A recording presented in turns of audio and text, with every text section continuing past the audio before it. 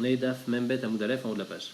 Metashmisho Shen Lartom, donc on a dit le boulanger, à chaque fois qu'il a de la farine et il se lave les mains dans de l'eau, alors il faut la renverser parce que c'est Chametz. Tane Chadash, Shofrin Bimkom Midron, une fois il y a écrit il faut renverser cette eau dans un endroit qui est en pente, comme ça l'eau elle reste pas dans le même endroit et après elle va s'absorber dans le sol et il n'y aura pas de problème de Chametz. Par contre, un Shofrin Bimkom Aishboren, on n'a pas le droit de mettre dans un endroit dans une terre qui est cassée, c'est-à-dire qu'il y a des petites fentes, et après l'eau elle va rester à un seul, elle va rester dans une sorte de flaque, et elle va être à mettre là-bas.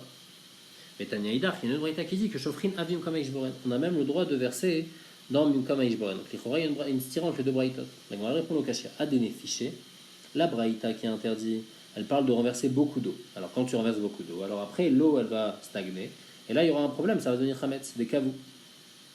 À des lots fichés, par contre, quand il n'y a pas beaucoup d'eau, alors là ça va être permis de l'eau kavou parce que l'eau elle ne va pas stagner dans un seul endroit, elle va s'absorber dans le sol, donc il n'y a pas de problème de chametz. Amar Rav Yehuda, Isha lo talouch la bemaim shelanu. Rav Yehuda il a dit que l'eau pour faire la matzah, il faut utiliser du maïm shelanu, c'est-à-dire qui a passé la nuit. Donc parce que normalement si on puise directement de l'eau en journée, l'eau elle est encore chaude parce qu'il y a le soleil qui est là. Même si on la puise pendant la nuit, il y a le soleil qui passe en dessous de la terre et donc il réchauffe l'eau qui est dans la terre.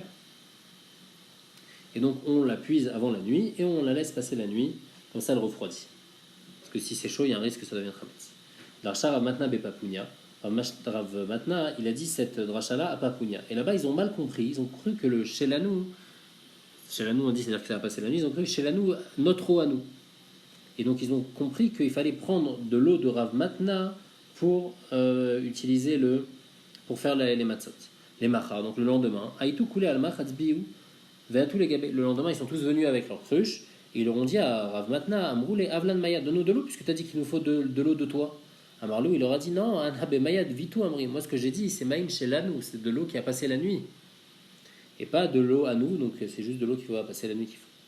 Darash Rava était d'Oresh. Isha lotalouche bechama, il ne faut pas pétrir la pâte pour les matzot au soleil, parce qu'après là, ça va devenir chaud et ça risque de devenir chametz plus rapidement. Velo bechamé chama, ni avec de l'eau qui a été chauffée au soleil.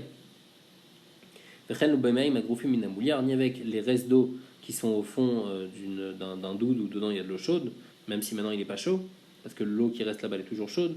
Velo tagbia yada minatanour, atchidgimor entre la pâte. Et quand elle est en train de s'occuper de la pâte de la matzah, il ne faut pas qu'elle s'arrête à un moment, il faut toujours qu'elle la pétrisse, qu'elle soit toujours en action avant de la mettre dans le four. Et il y a besoin de kelim, un pour prendre de l'eau et mettre sur les matzot, et un pour se refroidir les mains. Pourquoi il y a besoin d'une autre eau pour se refroidir les mains? Parce que quand elle met les mains dans le truc du kitouf, c'est pas suffisant parce qu'à chaque fois qu'elle met ses mains pour mettre, alors après ça chauffe. Et donc il faut qu'elle refroidisse ses mains dans une autre eau. Iba yaleu, avrav el hashamaou. Si maintenant une femme elle a eu utilisé de l'eau chaude, alors c'est quoi le din de cette pâte? Marzoutra amar muta, marloket. Marzoutra il pense que c'est permis, Ravashi amar assour, Ravashi pense que c'est interdit. Amar Marzoutra amina aminala, d'où on apprend que Bemet c'est assour, que c'est moutard. Des Tanya, parce qu'il y a écrit en lotétine à sérine de Pessah. Il y a écrit qu'on n'a pas le droit de faire, on avait vu, on n'a pas le droit de faire de l'étita, de l'orge à Pessah. On a dit c'était trempé dans de l'eau, les grains d'orge. Veim latat. Et si maintenant on a fait les titas, alors ça dépend. Ni de Bakou, si se sont fendus, alors ils vont être assourds parce ils vont devenir chametz. Le nid de Bakou, mais s'ils ne se sont pas fendus, moutarines, ils sont permis. Donc on voit que bien que c'était interdit à la base de faire les titas, mais si jamais on a fait les titas, eh ben c'est permis s'il n'y a pas de signe que c'est devenu chametz. Et donc ici aussi, bien que c'est interdit de pétrir avec de l'eau chaude, mais si on l'a fait, alors c'est bon. Ravashi répondant à tout koulou chadam mechita martinu. Est-ce que tous les isurim tu les couds dans la même avec une seule aiguille? Chachamim là-bas ils ont dit que si tu as fait les titas c'est permis. Ça ne veut pas dire que ici aussi si tu as transgressé et la femme elle a pétri avec de l'eau chaude ça va être permis. Quand on a dit que c'est permis, c'est permis. Et là-bas c'est interdit inachinami parce que c'est un classe que Chachamim ils ont voulu faire à la femme que tu as pétri avec de l'eau chaude alors ta pâte elle est interdite. La Mishnah elle dit ve'elu sheovrin bepesach. Voici les choses qu'on transgresse si on les garde pendant Pessah. Mishum balirei ou balimatse. Kuta chabavli. Une sorte de sauce qu'on faisait à Bavel, on va expliquer elle est faite à base de quoi. Shechar Amadi, de la bière qui vient du pays de Madaï. Chomet Saadomi, du vinaigre qu'on fait à Edom. Zitom Amitzri, un mélange qu'on va voir qu'on faisait en Égypte, c'était pour guérir. Zoman Shel Tzabaim, on va voir c'est quoi. Amilan, Shel Tabachim, on va voir aussi c'est quoi. Kolan, c'est de la colle Shel Sofrim, des Sofrim. Rabbi Yezer Omer, Aftar Shitenashim, même les bijoux des femmes, on va expliquer qu'est-ce que ça veut dire. Zakla, Kol Sheumimin Dagan, tout ce qui provient des 5 espèces, Arézé au vert, on est au vert pendant Pessar sur Baliré ou Balimatsé si on le garde. Maintenant, si on mange Aréelou, les choses qu'on a dit, ils sont à sourd seulement Be'azara, il y a seulement un lave, Ven Ben Mishum Karet, mais il n'y a pas de Issour Karet. On va expliquer dans la Gemara pourquoi. Tanou Rabanan, Shloshat Varim Nemarim et Kuta Chabavli. Il y a 3 choses qui ont été dites à propos du Kuta Chabavli. Metamtem et Alev, il bouche les artères du cœur, ou Mesame et Anaïm, il rend aveugle, il affaiblit les yeux, ou Machish et Tagouf, et il affaiblit le corps. Metamtem et Alev, Mishum Nasiove de Chalba. Parce que dans ce Kuta Chabavli, il y a une sorte de lait, donc qui n'est pas bon pour le cœur, ou Mesame et Anaïm, et il rend aveugle les yeux, Mishum Milcha, à cause du sel qu'il y a dedans, il y a du mélar sédomite, ou Machish et Tagouf, et il affaiblit le corps, Mishum Kumanita Deuma, parce qu'on met dedans du pain et le pain est pourri et donc ça affaiblit le corps. Tanou Rabanan, Shloshat Varim Marbin Azevel. Il y a 3 choses qui font beaucoup aller aux toilettes. Vekofifin Atakoma, et ça affaiblit la personne, ça le rabaisse. Et ça relève 1/500 de la vue de la personne. Velouen, pas de kibar, du pain noir, Veshecha Hadash, et de la bière qui est toute neuve, Veyarakrai, et un légume cru. Tanou Rabanan, Shloshat Varim et Maatin Atazevel. Il y a 3 choses à l'inverse qui font qu'on va moins aux toilettes. Des okfin et takoma, et ils font grandir la posture de l'homme. Meirin et tainaim, et ils éclairent les yeux. C'est-à-dire qu'on va voir mieux. Velouen, patnekia, du pain blanc, bassar chamen, de la viande grasse, veyain yachan, et du vieux vin. L'Agman explique, patnekia, comme il y a écrit des smida, c'est du patnekia qui est fait à base de solette, de fines fleurs de farine. Bassar chamen, de la viande grasse, de tsirta d'Eloïdpar, c'est de la viande d'une chèvre qui n'a jamais eu encore d'enfant, donc elle est plus grasse sa viande. Et Yain Yashan, Atik Atike, c'est du très vieux vin qui a au moins 3 ans. La Gemara dit Kol mil edemalela et kacheleai. Normalement, toute chose qui est bien pour un des membres du corps de la personne, alors c'est mauvais pour un autre membre. Vede kacheleai, maleleai, et quelque chose qui est mauvais pour un membre, alors il est bon pour l'autre membre. Sauf bar mizak vilna retiva, sauf du gingembre humide, c'est-à-dire pas sec, ou pilpele arirta, et des longs piments, ou patnekia, et du pain blanc, ou bassar chamen, et de la viande grasse, des yain yachan, et du vieux vin, des mâles, et les coulées bouffées, que ça c'est bien pour tout le corps. Shechar Ramadi, donc de la bière de Med, comment on la faisait, pourquoi ça soit à Pessar, des ramoubé méchare, parce que dedans on met de l'eau d'orge, donc c'est fait à base d'orge, c'est pour ça que c'est Chametz. Chametz c'est Adomi, le vinaigre de Edom, des chadoubé share, et dedans on met de l'orge aussi, pour que ça devienne du vinaigre, et donc c'est pour ça que c'est Chametz. Amar Abnachman, Batrila, à l'époque du Bet Amikdash, Kishayou Mevin, Nesachim et Yehuda, qu'on apportait du vin pour les Nesachim de la contrée de Yehuda, le Yenam Shel Yehuda Machmitz. Leur vin, il ne devenait jamais du vinaigre, il ne tournait jamais au vinaigre. Hachenotnim et Tochan Seorim, il fallait mettre de l'orge dedans pour qu'il tourne au vinaigre. Vayu Korinoto, Chometz Stam. Et ce vinaigre-là, on l'appelait Chometz Stam, Chometz sans un nom. Vershav. Et maintenant que le Bet Amikdash a été détruit, qu'on n'apporte pas des Nesachim, alors la bracha qu'il y avait sur le vin de Yehuda, elle est passée sur le vin de Edom. Et maintenant, En Yenam Shel Adomim Machmitz. Le vin de Edom, il ne devient pas du vinaigre. Hachenotnim et Tochan Seorim, il faut mettre de l'orge dedans. Vekorinoto, on l'appelle Chometz Adomi, du vinaigre de Adomi. Et Kayem Hashem Emar, et ça fait respecter le pasouk qui a écrit Imala Acharava. De là on apprend Immala Zo Charavazo. Le yachas qui est entre Israël et Edom. Si Israël s'est rempli, alors Edom s'est détruit. Et l'inverse, Imala Zo Charavazo, quand Israël y monte, alors Edom y descend. Et quand Edom y monte, alors Israël y descend. Et donc c'est pour ça qu'ici à l'époque, le vin qui tournait pas, il était à Yehuda, il était chez Israël. Et après il est passé chez Edom. Comme Nachman Bar Yitzhak Amar, il apprend dans le pasuk. Mais acha ou l'homme milom yematz. Donc on apprend de ce pasuk que entre Esav et Yaakov, entre Edom et Israël, il y a toujours un qui est plus fort que l'autre. Tanya. Amar Biyuda Barishona, au début à Yehuda, avant la destruction du temple, Alokar Chometz Ma'amaretz et notre Sarich Laser. Celui qui achetait du vinaigre d'un Hamaretz, donc normalement quand on achète un fruit d'un Hamaretz, on a besoin de prélever Trumot et Masrot, il est de maï, on a besoin de prélever Masrot. Mais si on achète du vinaigre dans un Maharetz, à l'époque du Bet Amikdash, il n'y avait pas besoin. Pourquoi? Parce que ce vin-là, normalement, il vient pas ce vinaigre-là, il vient pas du vin, il vient du Temed. C'est quoi du Temed? Temed, c'est du vin qu'on fait à base de... On prend des la peau du raisin et les pépins du raisin, ou bien la lie du raisin, et on met de l'eau, et après ça prend le goût. Et donc ce témède-là, puisque il n'y a pas de problème, si on achète donc, du vinaigre dans un maharet, on sait que ça vient du témède, donc il n'y a pas de problème, on n'a pas besoin de prélever maasrot. On va expliquer pourquoi. L'archa, par contre, maintenant, depuis que le Beth Amikdash a été détruit, à l'okar, remettre mi amaret, c'est vrai que là, si on achète du vinaigre dans un maharet, il y a besoin, lui, de prélever.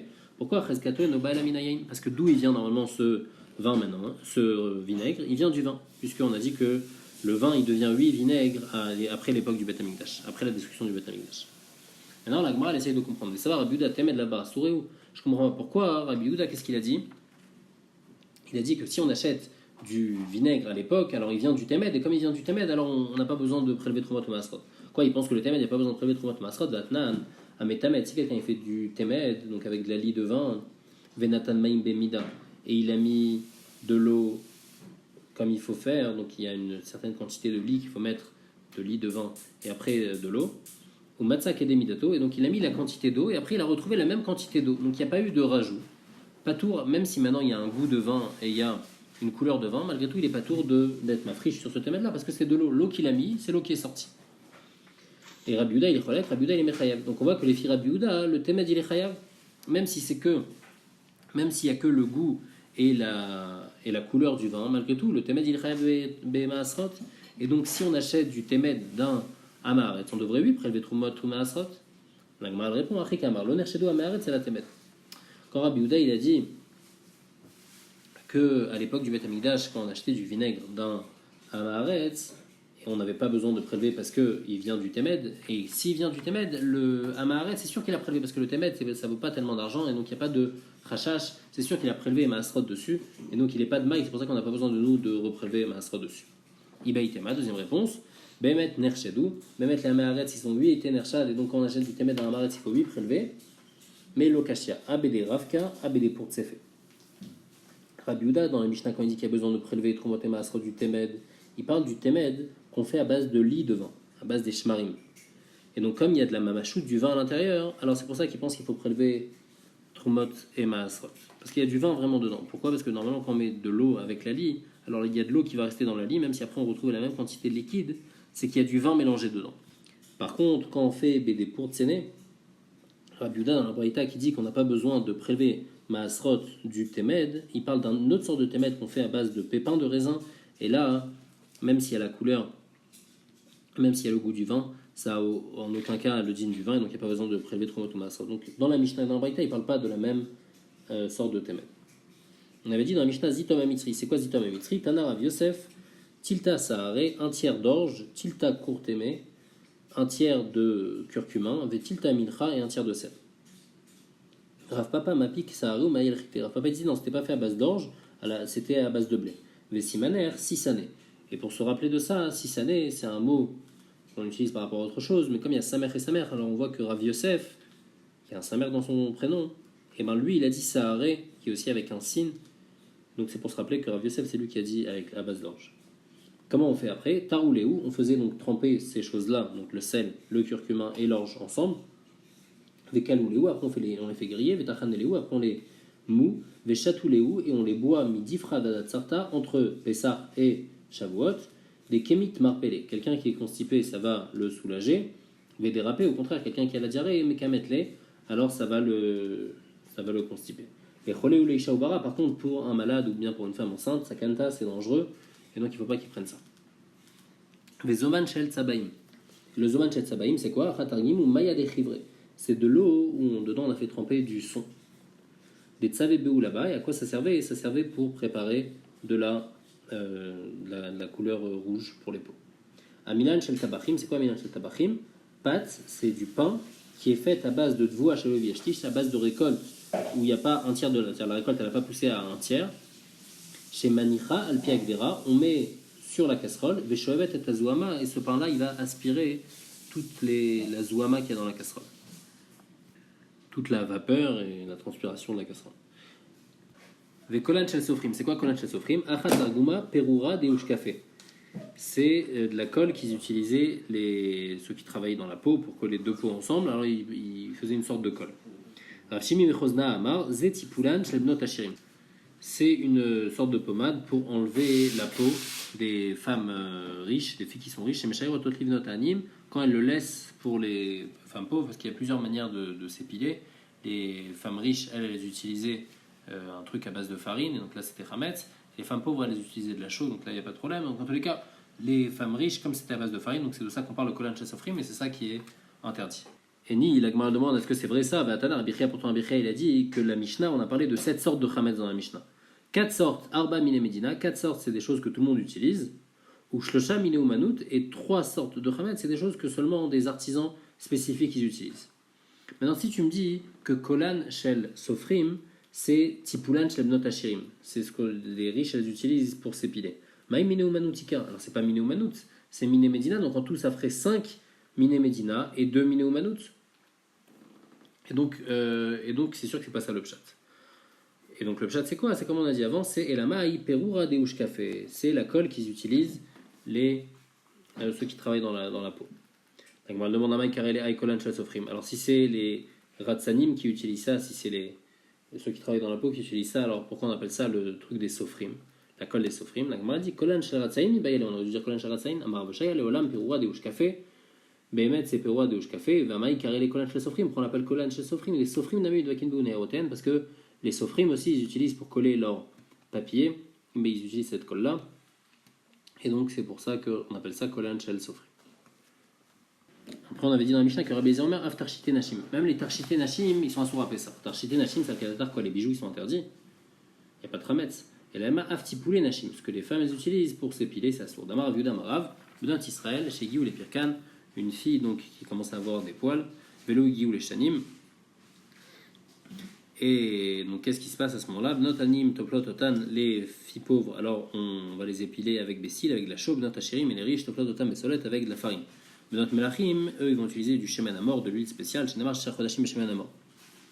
Maï shemen amor, c'est quoi shemen amor? Avuna bermi amar stachat. Donc c'est une sorte d'huile, Rabbi Barabamar shemen zayit shlevishish, c'est de l'huile qui n'est pas arrivée au tiers de sa maturation.